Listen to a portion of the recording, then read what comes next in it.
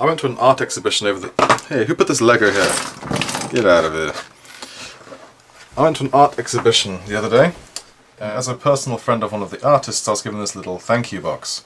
It had some various stuff in it. At the moment it is empty now, however. It comes with this very nice little memorial plaque. But the box itself is sort of quite plain, plywoody, balsa-y type stuff.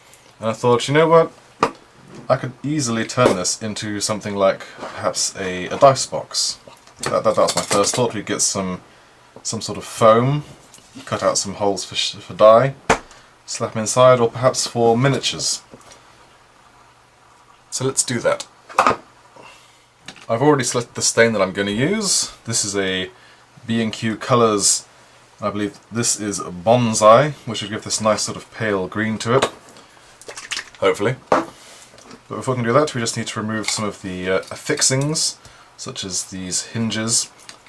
These are held in by what looks to be some sort of nail or pin, so we'll have to see if we can carefully remove that without disturbing the latch.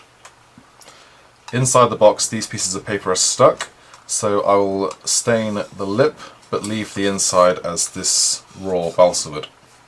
I'll also need to sand it, as it's got a bit of a, I'm not quite sure whether it's some sort of varnish or whether it's just sort of where PVA glue has been put on it or something.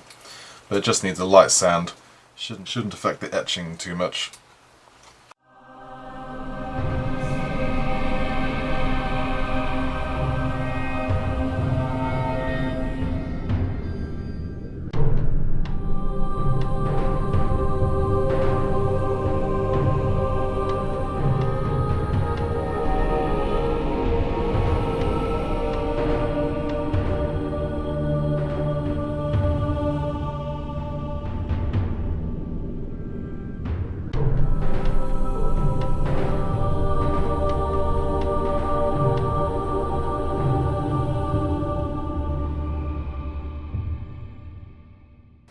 We put this plain here.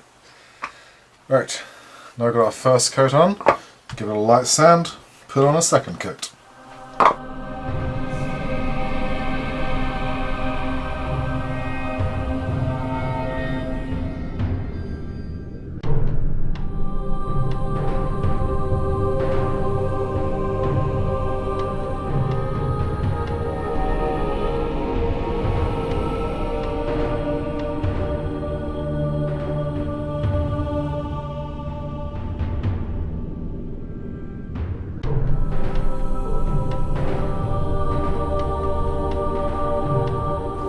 I was taking a shot at re-blackening the logo, but it really wasn't going well.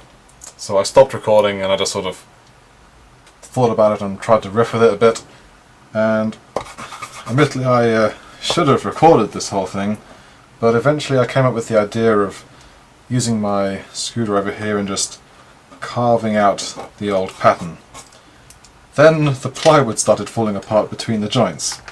And where I eventually ended up was just scraping out all of the plywood between the joints to now have this engraved version of the logo. So it's a bit of a happy accident more than anything else. Certainly I wasn't intending to do that.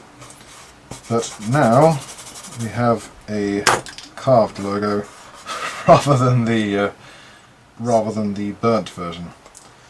So I'll sand this down, paint it again, and then this time I'll be able to very easily blacken the etching. The process I used was quite simple. I used this star-shaped tool on my screwdriver and really just sort of ground out and traced the edges. Once I'd got that going, I used a small flathead as a chisel and just started scraping down the lines, taking it to an even layer of plywood. I then took my various small files.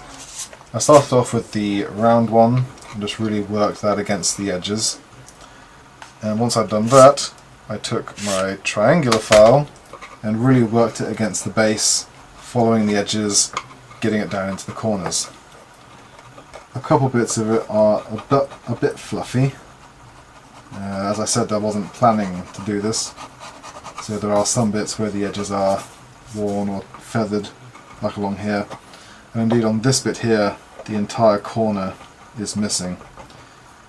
So it's not perfect, but it's better than the way it was going before I started scraping.